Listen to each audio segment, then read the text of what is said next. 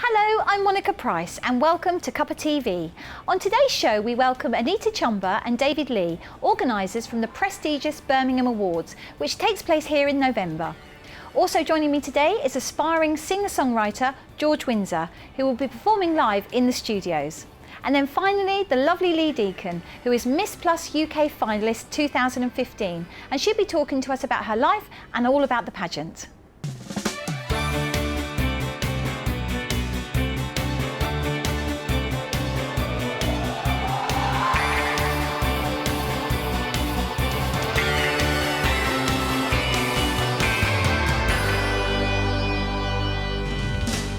First off today, I'm joined by Anita and David, co-founders of the prestigious Birmingham Awards 2015, an event that is recognising people and businesses that have been part of the movement in Birmingham's future. Welcome guys, thank you so much for joining me on Cuppa TV. Thank you very much. So it's just wonderful to talk about it. Obviously proud Brummies. Most Looking definitely. forward to this, and this is the inaugural event. It is it yes, not? It is. So first of all, tell us how it all came about. Well, we've decided that there was a gap in the market because we've attended many events, many awards, and they've always been the same group of people, it being a business award, and you've got the business sector, be it education, you've got the education sector. So what we wanted to do was put everybody from different sectors, all communities, into one room and celebrate everybody's achievements. So be it a business owner, be it a restaurant owner, a pub owner, somebody, a young achiever, somebody in education or community. And that's what we're doing. So it really is a broad spectrum of ages, David. We want it to be an inclusive event. We want people from Birmingham to embrace it. We want them to feel proud of it. And we want them to feel as though anybody can have a say in something, whether it be a category nomination or anything. So just to have a certain amount of ownership. Yeah. Of the Was that event. quite important to you that you had that sort of ownership Yes. and it had that involvement with the people? Yeah, yeah. And how did you go about looking at the categories? And what are the categories? Tell us a little bit more about the awards itself. Well, you've got the business aspect of it, the community aspect of it. Education. Arts and culture. Birmingham's formed of various parts, so you've got your business, you've got retail, you've got education, so we've got everything, so anything from, like I said, from business, restaurant, retailer, young achiever, community initiative, sporting, education. We're also doing Lifetime Achievement, and one of the awards that we're doing, which we're presenting as Birmingham Awards, is Brummie of the Year. Oh, yes. Has to be. It has to be said in that accent, doesn't it?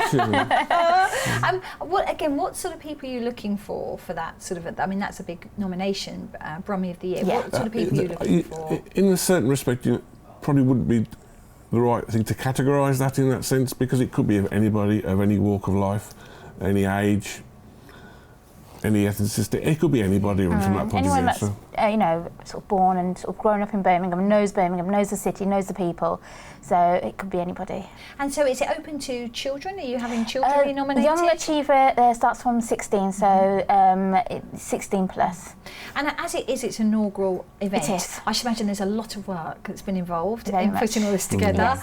So the sweat coming off the brow of both of you. Sleepless nights. So how did you come up with the idea? Whose idea was it? As Anita said earlier, we've been to a number of events, and most of them have a certain amount of ownership of a part of a community, belong to something from a business aspect.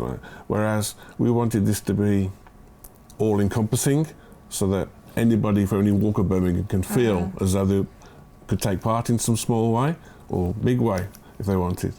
So from that point of view, we wanted it to have it in a way that nobody could feel excluded. Yes. Yeah. And you've had immense support already We have, for the yes. awards, and they take place. Tell us when it's going to take place. 27th of November, so it's Friday, 27th of November at the Edgbaston Stadium. And again, have they been very supportive at Edgbaston They Stadium? have, very much, very much so. Yeah. And how are they being nominated? How are people actually being nominated? Okay, What's the process, we have Anita? the website, which is www.birminghamwards.co.uk. There's a nomination process. It's very simple. So basically, anybody can nominate themselves or nominate others. Just fill in the form. there will be a process in such as, and there's going to be judges who will make the final decision. So we have got 4 independent judges from the city who will make that decision. So it must be quite exciting when you get the nominations come in. Yes. And We do. Have you got lots coming in already? We have, yes, we have. So is there any particular category that you've noticed that's, there's been a lot of people nominated for? Community, I think. Yeah, Is it? community, restaurant. So That's interesting, isn't it? Because Birmingham, do you feel that Birmingham has a really tight community, David? Is it something that, there we talk about the Brummies, but is it a tight community? I don't know whether I'm the right person to answer that question, really, from that point of view. Shall I ask Anita? Well, Anita might have an answer from that point of view. it definitely is. I mean, there's so much happening in Birmingham. I mean, in terms It's of a very diverse it is very city. diverse. I mean, even in cultural events, there's so much going on, and every day there's something happening throughout the city. Be it an event, be it a festival or something. So. Definitely a very tight community. And even though things are quite tight across the board, there does seem to be a certain amount of purposeful infrastructure going on inside the Birmingham area. It seems to be bucking the trend. I remember hearing recently that employment had gone up on a higher percentage in Birmingham than anywhere else in the UK. Whether or not that's down to the infrastructure and the investment obviously has something to do with it. So we seem to be going in the right direction. But I mean, Birmingham has changed, hasn't it, over the years? And we've seen a lot of growth, both in businesses and attractions, and a lot of tourists come here. Is it something, again, that you thought about, Anita, when you sort of set the awards up? Were you both sort of thinking about that? Because what we find is, like I said, when people sort of are outside the UK, when people ask, what's the second city? Everybody tends to go Manchester. And awards have been done in London and Manchester, so we've got a lot to shout about, and this is one of the reasons why we're doing it, because there is so much happening in terms of, all the new regeneration that's going on, with the Grand Central, the new train station, there's so much going on, so. I think people still perceive Birmingham as being quite an industrial town. Do you think that's the case? It's okay to be proud of the heritage. I mean, the canal development would lead you down that route anyway from that point of view, but there's a bit more to it than just that from that point of view.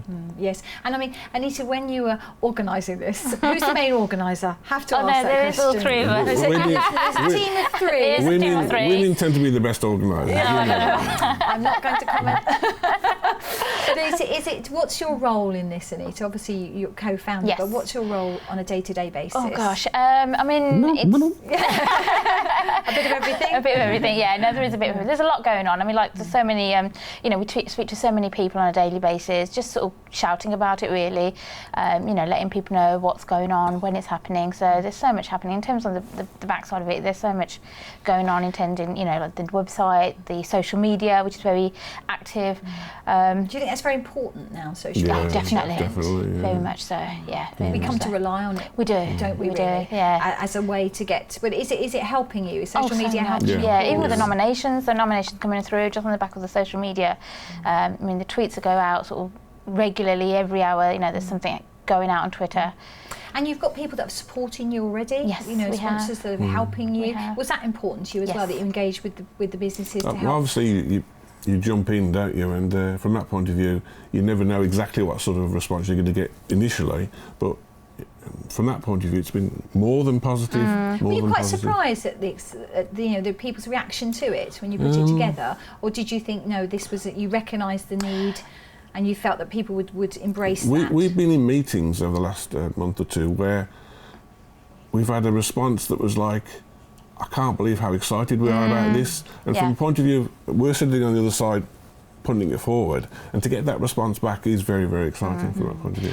And I mean, sorry, Anita. No, I was going to say, because it's not been done before and it's the first Birmingham Awards, I'm just getting everybody together. I think that's what surprised everybody, because everybody's so positive about it, thinking, those barriers definitely need to be put down, and that's what we're doing. And what sort of people have you got that's going to be attending the awards? We've got celebrities attending, we've got, sort of the high dignitaries from the city attending, businesses. Will the mayor be attending? We hope so, yes. Or if he's watching. Yes. You can put an invite out to the mayor. But, again, is it important, again, that you have that sort of prestigious, recognition, really? No, definitely. It really is very important. We want it to be very high profile at the end of the day. We want to be in a situation where not only is the evening itself a great success, which I'm sure it will be, but the after-event situation with the way the momentum builds, so that from a point of view, what we said earlier was right. We're doing a lot of work at the moment in getting the name out there, getting the event out there. Next year, we hope we won't have to work quite so hard at doing that. People will be, it'll be established, and people will recognise that you've done it before. And I mean, what is it about Birmingham, Anita, that you love so much? Oh God, there's so much that I could say. I mean, just in terms of, for me, I think it's definitely the shopping. What can we say? No, I mean, there is so much happening around Birmingham. I mean, Birmingham is such a vibrant city itself, so, like I said, the community gets involved in everything, so, which is good. And how about for you, David? What is it about Birmingham that's... I like the fact that now, especially, there are certain areas you can go to in Birmingham where they have their own little community within the community, so a bit like the Digbeth area, the Jewellery Quarter area, the Chinese Quarter. There's little sort of vibrancies within that whole, and I think that's what makes a city. I think so. And we've still got the markets, of course. Yes. Many towns have lost their markets. Are they going to be involved, do you think, in the in your events? I have no way of knowing that at the moment, but it's possible. Yeah, because I mean, many cities have lost those kind of indoor markets, outdoor markets. We have many food and clothing markets in Birmingham. And again, is it something important to you when you were sort of putting this together that you involved everyone? Yeah, was that quite important to you? Yeah, because we want everyone to be part of this. We want everyone to shout about it, and want people to say even afterwards, oh, it was a really good event, and sort of say we want to be there next year. I mean, you can't fit all the people in Birmingham in Edgbaston cricket ground, so we have to be a little bit on the provision there. I was going to say, what will the guest list be? What will the numbers be? What are you expecting? 500. 500. Yes. And obviously dinner dance. It's a dinner. Yeah, a dinner award. So black tie event, dinner. There'll be entertainment throughout the whole night. We've even got a charity partner supporting this as well. So, yeah. But as usual, I might be the only one dancing. I won't say anything. But when for viewers who are watching who perhaps don't live in Birmingham, what is it about the city that you would say to bring people to Birmingham? What is there one thing you can think of, David? What is it about the city that brings people to Birmingham apart from the shopping? That's a bit like that's a bit like one of those "how long is a piece of string" questions, isn't it? Really. Is there any one thing that you think of when you think about Birmingham? How do you think people perceive Birmingham? You can get a nice cup of coffee just about anywhere now, which you couldn't do a few years ago, to be fair. So, but how do you think people perceive Birmingham? Do you still think it's, going back to my question earlier, do you still think people perceive it as quite industrious? I think across the UK there is that certain, with the ads on the TV, hello, it's like, the accent and everything. There is that sort of perception of the industrial, slightly behind the times situation. But I think people that come to Birmingham now, if they spend time looking around the place and going to a few here and going there, they'd come away thinking, well, actually, no, it's not like that. There is a certain up-to-date nowness about the city. And that's the younger generation, isn't it? Yeah. So are you quite keen to involve the younger generation? Yes, of course. Have you involved any schools or colleges? We have, yes. We've got support from the colleges. We've got people that, even, like I said, the Young Achievers category, so we've got a lot coming through from there as well. So tell us about some of the categories then, Anita. So you've got, obviously, the main one, the bigger one. You've got Young Achiever. Yeah, what other sort of categories have you got? Community initiative, so somebody that's a charity worker or somebody that's done something for the community. Sporting, education, arts and culture, restaurant, bar club. We've even got businessman or businesswoman of the year. Small business, big business. That's it, yeah. So in total there's 17 categories. So that's quite unusual, isn't it? Because often the big businesses are recognised. That's it. And not so much the small. And that's what we want to do. We want to break those barriers, yes, definitely. Because we want to give an opportunity for even the small businesses and people that, want to get involved in, the big corporate clientele and sort of open those doors for them. Yes, and then once the event has taken place, and you probably all can breathe a sigh of relief. Time for a holiday. Yes, I won't be able to contact you because you'll both be away. But what do you think? What would you do once the event's taken place? Will you straight away start Oh, planning the next definitely, one? yeah, definitely. Is that Yeah, your because the aim? buzz will still be there, so we definitely want to start So looking the at next ambition year. is to keep Keep it going, yes. What do you think is going to be quite important for it, David, as an event? Because there are many events, there are many awards across the West Midlands. So what is going to make your event different? Well, first of all, we want people that attend the evening to be able to walk away from that evening saying, wow, we had a good time. That was it. That was something to remember, worth going to. And if that's achieved, which I'm sure it will be, then the stuff that comes after is sort of just like an add-on. I mean, the people that are involved already within the awards, we've already assured them that there's going to be a follow-on from it, from an online point of view, from a social media point of view. We're going to keep the ball rolling. We're not going to really sort of end it on the evening. Not going to get to November, and then, and that's start it. to begin No. 6 months later. Yeah. It is So going to be a continuous process. Yes, it is, And again, and that's important to you as well. It Anita, is, it is, very much so, yeah. And with the businesses that you've involved so far, they're obviously supporting you and definitely. helping you. Do you think they'll continue? Is that your hope? We hope that they so, will yeah, continue we to do, be, yeah. be part of We you do. and part of your journey, really? Yes, Yes. of course, yes. Well, it's going to be amazing. It is. So I wish you all the best with it. Thank you. Thank you so much for joining me today. And you'll have to come back onto the show and let me definitely. know how it all went. Yes. So, but thank you very much. Thank You're you. welcome. Thank you, Lana. Thank you. So we're going to take a quick break now, but come back and join me in just a minute.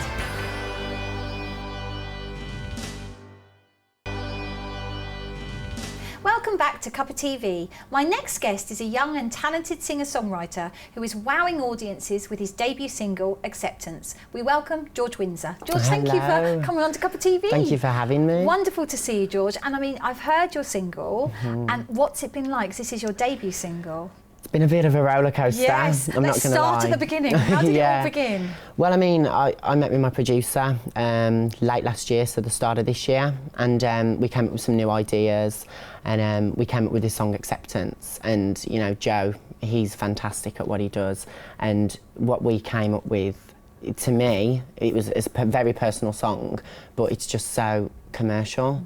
And you know, you can't go wrong with a commercial sound. There was a good sound It to was it, a you really felt. nice sound. And Joe, it's Joe Volpis, isn't it? Yes. So he worked with Lady Gaga. Yes, he So discovered again, her. now how did you, that was a very fortunate meeting for you. Yeah, it was crazy. I mean, I sent out some demos. It was, when was it now? So yeah, again, late last year. This is when it all started for me. I sent him some demos, and he was the only one that responded to me, and he liked what he heard. And How did that feel when you actually, because I imagine as a musician you get lots of rejection. Yeah. And you know, I've had musicians on the show, and it's sometimes it's a constant stream of rejection before you get Yeah. that one person. Yeah, I mean, a lot of, you know, most of musicians, they do have that gate that's stopping them from going any further, but you just have to keep going. You have to keep pushing yourself. You have to develop as an artist as well and go with the times, as they say. You know, I mean, look at Madonna. Yes, You know, she's definitely yes, keeping up with the times. Yes, absolutely, and she's still going. Yeah. So, which is great. So for you though, George, so you met Joe. Then what happened? We sat down in the studio.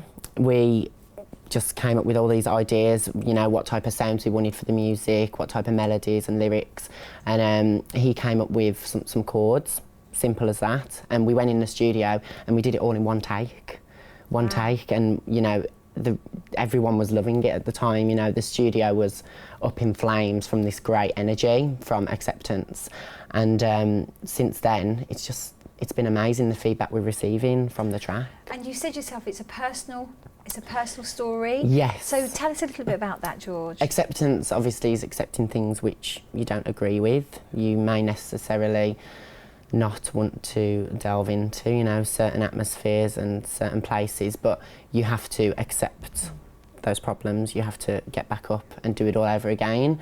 And you know, there's been a few knockbacks for me. Nothing, you know, chaotic yet, you know, thank God. But you know, there has been knockbacks, as with every musician, and the knockbacks I had just made me stronger. I was going to say, did that make you stronger? It made me a lot stronger as a person and as an artist. And is it important for you as an artist, George, because you're just coming onto the scene now? Your journey, you've already recorded your debut single, you're just about to do your video for the single. Yes. Is it important that, you know, you have a good work ethic? What's important to you when you're working? You have to stay focused. You've got to stay grounded. You know, there's a lot of people that will tell you it's a long way up, but it's also very quick to come back down. So you have to stay grounded. Me, I'm fortunate to have a great circle of friends, a great team around me. So, you know, it's really important to, you know, work ethic wise, to stay focused, know what you want to achieve, and, you know, being true to yourself as an artist, because nobody wants to hear stuff which, one, we've heard over again, or two, isn't true. Music is pure, and it should be like that. And you're a Birmingham boy. Yes. Yes. So born in Birmingham. Born and bred Birmingham. Born and bred in Birmingham. So again, what do you feel as Birmingham as a city? Do you feel that's a good place for your music to start? Yeah, it's very underground. There's also a lot of major artists in Birmingham, which I know of, and you know, Birmingham is such a sacred place to me. You know, it's a city which I love. I am all about the city. You know, the nightlife. The music does great in the nightlife. The people themselves love the music, and because it's such a diverse city, you know, anything can be accepted. And my music, I feel, does fit in quite nicely in Birmingham. And what sort of genre of music would you say your music fits into? It's pop. It's, you know, initially it's pop music. It's got a little influence of rock in there. You know, we have a little bit of dance as well, but you know, the music itself is pop music. And have you considered, you know, doing one of the reality shows, you know, like Britain's Got Talent or the other shows that we have? Have you ever thought about doing those, or was it something you thought, no, I just want to pursue my career as me? Yeah, I mean, there has been thoughts of that in the past. You know, I think they're great shows. You know, they do offer a lot of opportunity. But myself, I want to try and push myself as much as I can to do it without a show. You know, the team around me at the moment, they are very confident that, you know, things are going quite well. So I'm more than happy with that. And the main thing that I want is the fans to be happy with the music. Being on a show like Britain's Got Talent or X Factor is great, but the fans I already have, they prefer just me on my own. Do you know what I mean? Yes. So they're personal, really. Yeah. Do they become almost friends to you, George? Do you see them as sort of your friends? I know you can't actually see them, but when musical artists perform, do you see them as your friends? Or how do you see them? I do. You know, when I do a show and I see them at the front, you know, I relate to them because a lot of my fans are creative themselves, so I see what they want to create. You know, I relate to them, yes, as friends, because we have that something in common. They're also very different. You know, I don't see one fan that's your standard normal person. You know, they're all a bit creative, whether they've got glitter in their hair or they're showing fan art. You know, they've got art and stuff they're showing me while I'm on stage, and that's what makes me connect to them as a friend more than being as a fan. I can understand. And when you're performing, how do you feel when you're performing? How do I feel? It's really different. Every time's different. It depends on the music, really. If I'm, you know, how I'm connecting with the music. Sometimes I go on stage and I feel liberated as an artist. I feel honoured and privileged to have the opportunities I have. But, you know, then other times, if I'm connecting with a song that's been written and, you know, I was going through a bad patch at the time, you know, I can feel really emotional. It's really different how I am on stage, you know, every show. And when you're writing, have you always written songs? Is it something you've always done? I've always written music, yes. As I said, my producer, he's done a lot of writing for me, but I've always written music from a young age. You know, my first song wasn't great. Let's just get that one out there. You've got to start somewhere. But yeah, I've always written, and I'm sure it was. I love it. I love writing music. You know, it gives me that freedom and that, you know, release mechanism. Did you study music at school? Yes, yeah. I did school and college.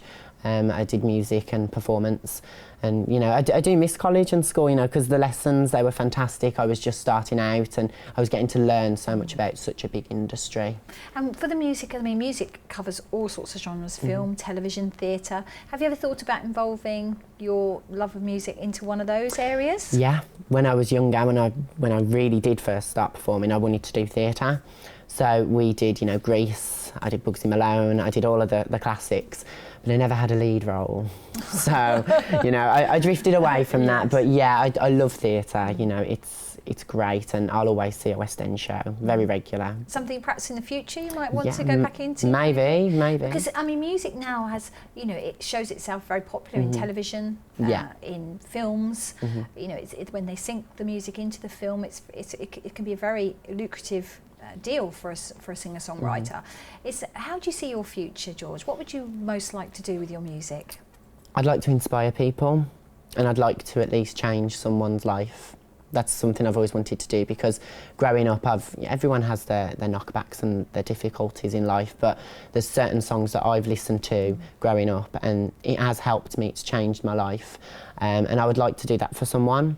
You know, just that satisfaction that you've helped someone through your music, through your art. To have your song really as sort of a classic, like there's known classics that we can all, everyone can relate to, say 1 or 2 songs that they can relate to, and you want that one definitely. or 2 songs. And when you're writing, do you write about real life? Do you think about what's happened to you, or experiences? How does it work for you? Yeah, I mean, I always start with the chorus, so that's the first thing that I try to think of, a nice hook. And I will write about my experiences, or if someone close to me is going through something, you know, whether it be good or bad. You know, music doesn't always have to be negative. You know, you can write about the positive things in life, and if there's something like that, by all means, if it's inspiring me, I will write about it. So it's quite a majority of things I write about, really. And are you writing at the moment? I am. Are you? I am. Long nights. Yeah. I was going to say, when do you write? Do you tend to work at night? I love working at night. Candles lit in my living room or in the studio, just quiet, and just me at the piano, getting some lyrics down. That's perfect for me. So you play the piano? Yes. Yes. Is that something you would do as a performer? Would you like to, you know, have the piano on stage? Yeah, I'd love that. And, you know, like Elton John. Yeah. And there's others, you know, many more people play the keyboard than the piano, but is that something you'd like to do? I have had a dream from a very young age to just sit at a piano and a microphone, have an audience, and me just play to them. So yes, I would love to do that. My shows, they are very theatrical, don't get me wrong. You know, we have choreographed lighting, effects on stage. Sometimes we have dancers on stage, you know, but when it comes down to just the music and me and the audience, if it's an intimate audience, I would love to just have the piano and me and the audience. And a spotlight. Yes, it would be great. It would be such a nice atmosphere. And what was, for your future, George, where would you like to see yourself, say, in a year's time, maybe a couple of years' time? How do you see it? Well, I'd like to hopefully be sat on this couch talking to you again. Yes, absolutely. So, yeah, anytime. Just things get bigger. I want to reach out to more people, and you know that comes with hard work. And we've been working so hard recently. You know, my producer, my PR team, myself. You know, we've all been working really hard. So I would like things to just carry on the way they are, really. Just constant flow of music. Is there a festival or a gig, a place where you'd actually like to perform? Is there something, if you've got a dream? Yeah, I mean, obviously locally, V Festival. Yes. That's close to me. So I would love to perform at V Festival, whether it be on a big stage or a small stage. Just have me there. Just have me there. Yeah. And what about globally? Or do you see yourself, you know, going to America and abroad with your music? Yeah, well, hopefully I'll be back in New York. Yes, because you were doing some recording in New York. Yes, weren't you? so hopefully I'll be back in New York. So what I'm going to do is I want to set up some shows there so I can get on to my team. All I can say is keep posted about those shows, because we are going to do that, hopefully. But yeah, globally, I would love to perform in New York. I would love to reach out to America. Yeah, because I mean, America is a big market for British music, and they love the Brits. They do. You know, they love your music. And do you think they'll like your music? Well, so far they're loving it at the moment. I just hope I can reach out to more people, you know, and have them open their ears and just take in something different. So we're just going to take a quick break now, but come back and join me in just a minute.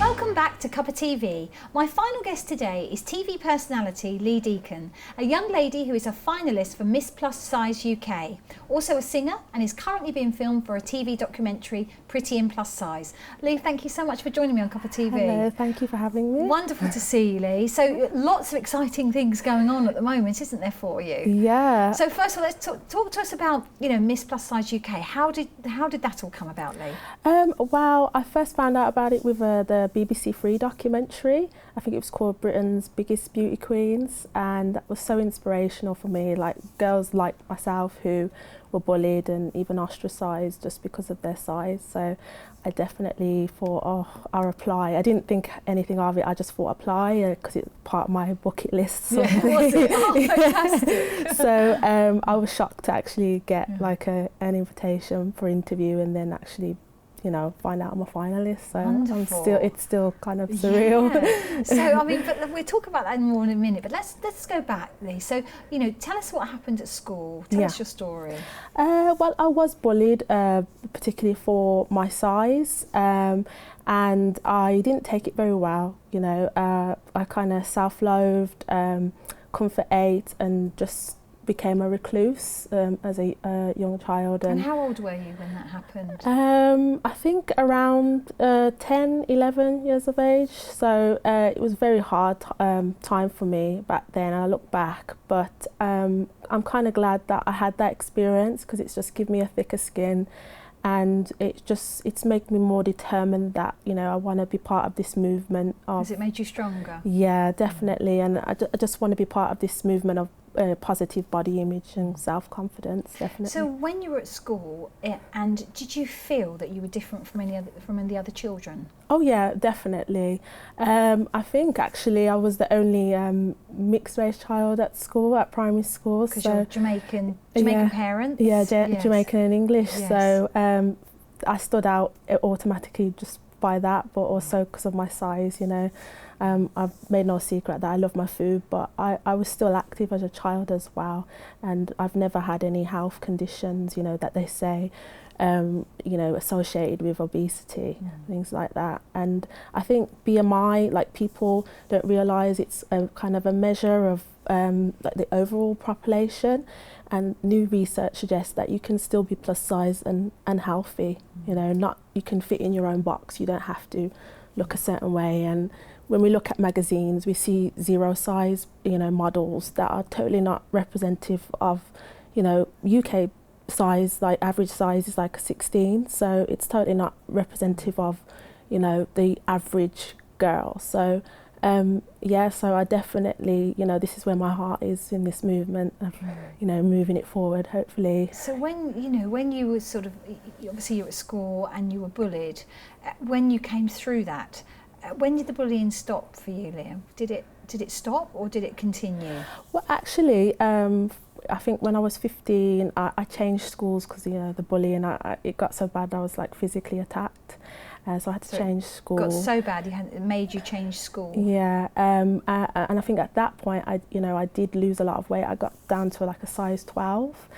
And even then I wasn't happy with myself. I was a very insecure girl, given all my negative experiences at school and everything. So I think I'm at a stage now where I am happy. I can look in the mirror and in my birthday suit and not be ashamed of it, and accept it, and this is who I am.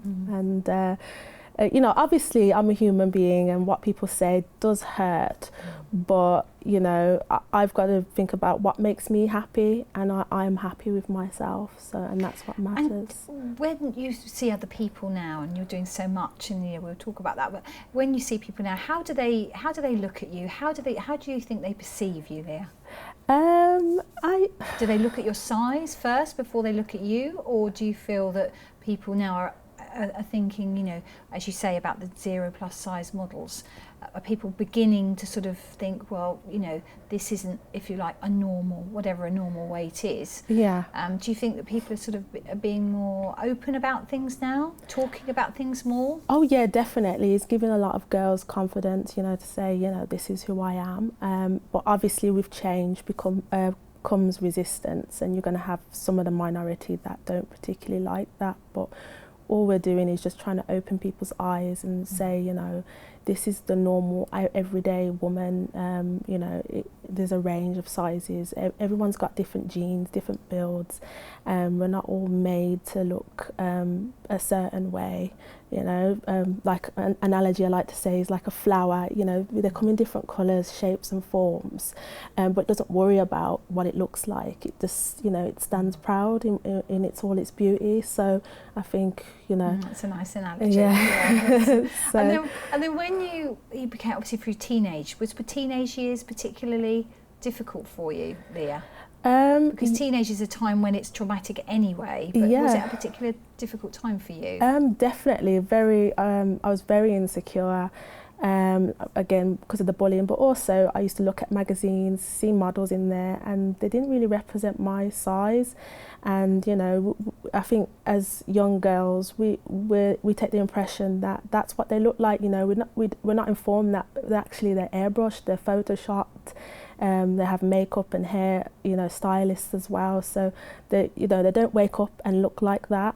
Yeah, I was very insecure and kind of, it's just an unrealistic perception of what beauty is, and I'm glad that I'm at a stage where, you know, I know myself and I can inspire other women to do the same. And why do you think the magazines, even then, you know, not so many years ago, but now today, why do you think that the magazines still have the size 0, which we all know that's what the magazines put in, size 0, but we are getting more plus sizes in our magazines? But why do you think it is that the particularly young girls magazines, they do put the sizes in? Have you got any thoughts on that? I think it just started probably from the 80s, where you had the supermodels, you know, the size 10 or below kind of, and we were made to think that they lived such a glamorous lifestyle and they were beautiful, and so it's part of it was that size equals glamour and beauty. Yeah, is that what you think? We had that kind of perception, and obviously every girl wanted to be those kind of girls, but they don't know the realization is that a lot of those models, you know, they develop problems with substance abuse. They even go under the knife to get surgery, and they have conditions like bulimia and body dysmorphia even, and so like they're very unhappy with themselves. And so like I said, I'm glad where I'm at a stage now where we can move forward hopefully and say, like, you know, everybody just be happy about who you are and don't be ashamed of it, and don't make anyone else make you feel ashamed of that. So. And I mean, for a young girl, do you think it's particularly important that they have that guidance? And do you think that guidance is there for them, Leah? Yeah, definitely. I think it's very important. I mean, growing up, I didn't have like a plus size model or personality that I could look up to and say, you know, everything's okay. You know, I because obviously it wasn't around at the time. I thought, wow, there must be a problem with me then. And like I said, I was very insecure, and it can play havoc on especially a young, impressionable teenage girl mentally. And definitely. Then, you know, you got through your teenage years, yeah. and you know, and then from there, what made you again? Just you obviously have a strength of character. Yeah, definitely. And you got through those quite traumatic years, I would have thought. Yeah. What happened then, Leah? What happened then for you? It just became like a journey of self-discovery. Again, it took me a while. I was always on diets, trying to slim down and to a certain size. Is that because you felt that you had to or should do? Yeah, I kind of just got the impression that I kind of have to be a certain size and live up to this unrealistic perception of, like I said, beauty. And then I just got to a stage where I just thought, well, you know, it starts with myself, and you know, I've got to accept myself, otherwise no one else will. And it's just a part, I just think, like, for example, you know, before you go into a relationship with someone, you have to learn to love yourself before you can love somebody else, and I truly believe in that. So it took a while, but in the end I realised, yeah, well, I am happy, and I'm not looking for other people's approval anymore, and you know, I feel good in that, whereas before I just always wanted people's approval. And because obviously whatever size you are, there'll always be someone that will criticise something, you know, because we're all not perfect. And I live by that motto, where I just think, well, you know, just be yourself, and everything will be all right. And when you came through those years, and you know, what was it though that gave? Was there something happen in your life? Was there a poignant moment where you thought, you know, I'm going to be happy with who I am and the size I am? I think, you know, I've had quite a lot of traumatic experiences. You know, I went through domestic violence. I went through depression at a stage as well. So How old were you when you had depression? A few years ago, actually. You know, I lost my job. A long-term relationship ended, and because of losing my job and everything, I had mountains of debt, and I was just severely depressed, and I put on about 3 stone. And I look back then and I realised, I really wasn't happy, and there was really something that I had to do about, otherwise I'd just be sinking to a ever-ending black hole. And like I said, I think it was just self-discovery. It was just that moment where I just thought, like, I have to find myself and be true to myself, and that's what matters. Almost you got so low that there wasn't any other way. Did you think suicidal thoughts, Leah? Definitely. I mean, I'm not really proud of it, but it got to a stage where I didn't want to go on, and it's very hard to say those words now, because obviously it's not who I am. I'm generally a quite bubbly girl. Very brave of you to say those words now. Yeah, so definitely not part of my character. So I can look back now, and I kind of found salvation. I especially thought of my mum at the time as well, and she kind of helped me, find my way, sort of. And I think I got through depression by doing different things, like getting into music and listening to different genres like classical and reggae and things like that, and going to the gym, and just finding happiness in just the everyday little things that I did. And then eventually I came out of it, and I'm glad I can look back and say, I come out of that, because some people don't. So, and it's a very, people, we kind of take this British attitude of stiff upper lip, and like, because there's a lot of stigma still attached to mental health. And I think, charities like Samaritans are so good. I mean, I saw Samaritans at that low time, and it was just good to have someone. Yes, because like sometimes if you go to family, they don't necessarily understand it, and they say, oh well, just like you'll come out of it, sort of attitude. But it's not, you don't just click your fingers and it's gone. It takes time to come out of it and face it, and I faced it head on, and I'm proud to say I'm out of that now, and hopefully. Here you are in all your beautiful glory as a finalist of Miss Plus Size UK, which is incredible. I mean, it has, obviously that's made part of your character. You said yourself that's really made who you are. But then you can empathise, can't you, with the people perhaps you meet along the way, because you've been in that situation. You were bullied, you were very depressed. So do you find that you have empathy as well as sympathy for girls, young girls particularly, that are going through the same thing as maybe you went through? Yeah, I mean, definitely. It's just, I think because I've experienced a lot, it makes me more open-minded and very understanding. And I have a diploma in medicine, so I'm hoping, hopefully to start medical school next year. So, is that what you'd like to do? Yeah, so, health is very important to me, and, I want to create more awareness, because I don't think there's enough out of it there. We talk about mental health on Cuppa TV, and, and the fact is that in the young, mental health, depression, suicide is on the increase in the UK. Why do you think that is, Leah? Have you got your personal thoughts on that? I think I read some recent research saying that, because we have unlimited access to social media these days, and we sometimes can compare ourselves to our friends, and if we don't live up to their standards, then we can get quite low on ourselves. So it's low self-esteem almost. Yeah, so I think that's a part to play on that. So I think it's just for us to remember that, you can't compare yourself to another person, because, they don't live your life. You have a different background, everything's different about you. So just remember that, and don't compare yourself, because it can, have a detrimental effect on your health, mental health. I mean, and this journey you've been on now, Yeah. I mean, you, as I say, you know, tell us about being a finalist. What does that actually involve? When is the final itself? It's Saturday the 19th of September. It's going to be held at the Manchester Mercure Hotel. I'm still trying to sell tickets, Yes. so I definitely... Is that December or September? September, sorry. Fantastic. No, that's fine. That was me. Yeah. So you've got those, and again, people have supported that pageant. Yeah. Were you proud to be involved in that pageant, Leah? Yeah, definitely. I mean, like this year has just been a kind of a...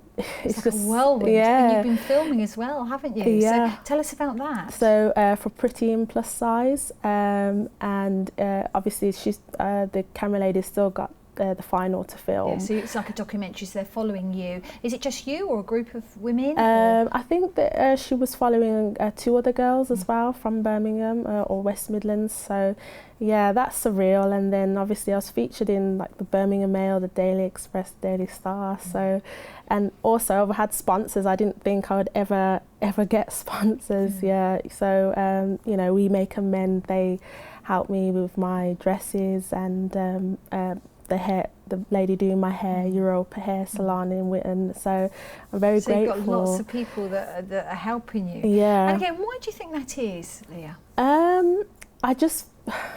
I was shocked myself, but I think they just recognised that it's something that needs to be moved forward. I mean, they say the plus size industry is a growing demographic, because obviously there's girls like me who want to wear trendy clothes. We don't want to look frumpy.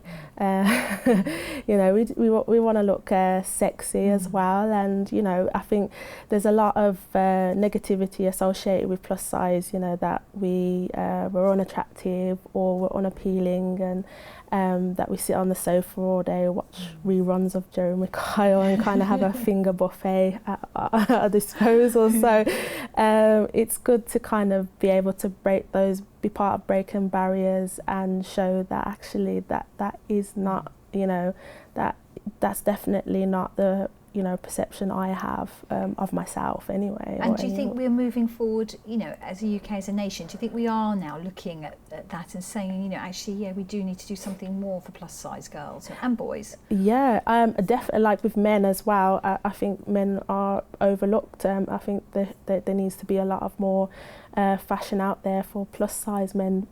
Definitely, but I can see a movement, and it is overwhelming, and it is very overall quite positive. So yeah, I'm glad. And what would you like to do, Leah? What would you like to do to try and, you know, get the awareness, raise the awareness out there? If I was to win the title, I would love to promote body confidence in schools and colleges and universities, and maybe even the workplace as well.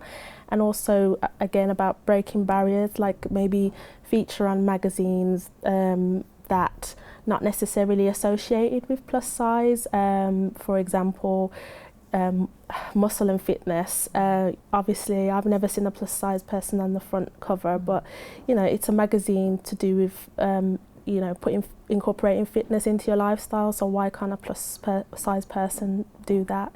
You know, I'm active. I know some people may not think that, but you know, I go to the gym at least 3 days a week, and I love working out because it's more than just because you know, I've eaten a chocolate bar, so I've got to work it off. It's more of a kind of it's kind of a spiritual thing for me. Like after working out, I kind of feel mentally uplifted, and again, because I went through depression, exercise, physical activity really helped lift my mood. Thank you so much, Leah. Thank you. It's lovely to meet you. So that's it for today's show. I'd like to thank Anita, David, George and Leah for joining me today. And if you'd like to get in touch with us here, you can join us on Facebook or Twitter at Big Centre TV. We'd love to hear from you.